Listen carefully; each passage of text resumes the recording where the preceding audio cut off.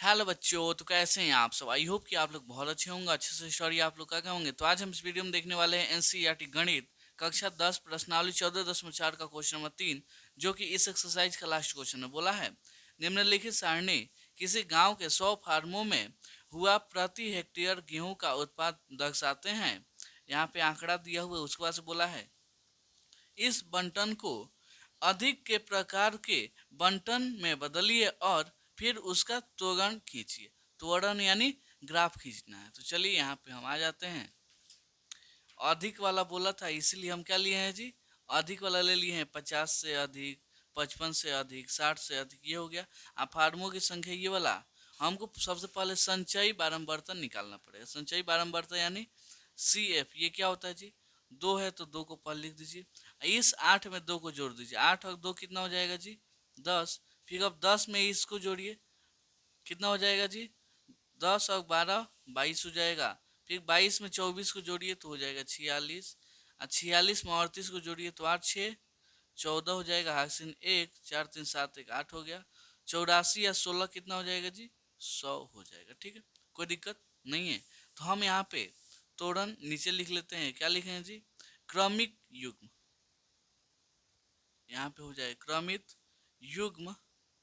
युग्म कितना होता है जी, पहले ये वाला लेंगे, ये वाला 50,2 कितना हो जाएगा जी, यहाँ पे होगा पहले 50,2, उसके बाद से कितना जी 55,10। तो यहाँ पे हो जाएगा 55,10। उसके बाद से कितना होगा जी, उसके बाद 60,22। तो यहाँ पे लिख देंगे 60,22। और उसके बाद से क्या है जी 65,46। तो हो जाएगा 65,46। उसके बाद से कितना है जी, उसके बाद से 70,84। तो हो जाएगा यहाँ पे 70,84। तथा एक और बचा है 75, कितना जी, 75,100। ठीक है, कोई दिक्कत नहीं है। हमको इसी पे क्या निकाल लेना है, त्वरण निकाल लेना है। तो हम यहाँ पे ग्राफ बनाया है। कितना कितना गैप है जी, 10 10 का, 10 20 30 40 ऐसे आगे।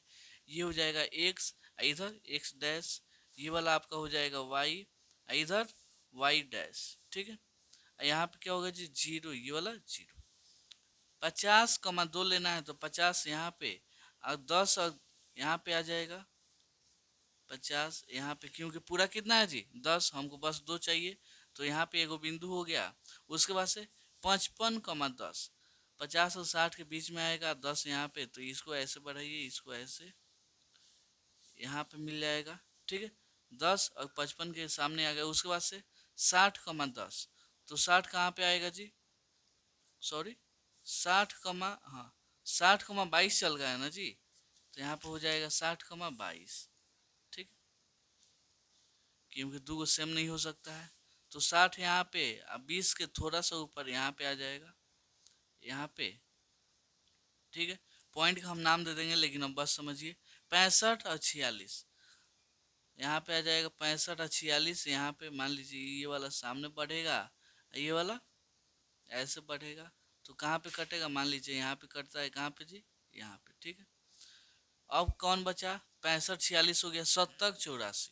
70 यहाँ पे ये वाला ऐसे बढ़ेगा और 84 कहाँ पे आएगा जी, यहाँ पे। ठीक है, तो इसको मिलाते चलिए, यहाँ पे मिल गया। और एक बचा कौन जी, यहाँ पे आ गया 75 और 100। 75 कहाँ पे आएगा जी, 75 इसके बीच में ऐसे आएगा। ठीक है, और 100 यहाँ पे, इसको ऐसे बढ़ाइएगा तो कहाँ पे कटेगा, मान लीजिए यहाँ पे कटता है। हमको कौ पॉइंट मिला, यहाँ पे एगो पॉइंट मिला, 2 गो 3 गो 4 गो 5 गो। इसको हम नाम देते हैं A B C, यहाँ पे D, और ये हो जाएगा क्या जी, E और F। ठीक है, कोई दिक्कत नहीं है।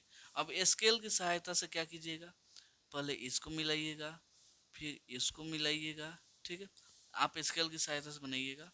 उसके बाद से इस वाले बिंदु को, फिर से उस वाले बिंदु को आ गया यहाँ से ये वाला। ठीक है, हम अपने हाथ से बनाए, थोड़ा इधर उधर हो गया है, लेकिन आप पेन से स्केल की सहायता से बनाइएगा, बहुत अच्छे से बन जाएगा। ठीक है, तो उम्मीद करता हूँ आपको ये क्वेश्चन बहुत अच्छे से समझ में आया होगा। तो चलिए मिलते हैं अगली वीडियो में अगले क्वेश्चन के लिए, तब तक के लिए धन्यवाद।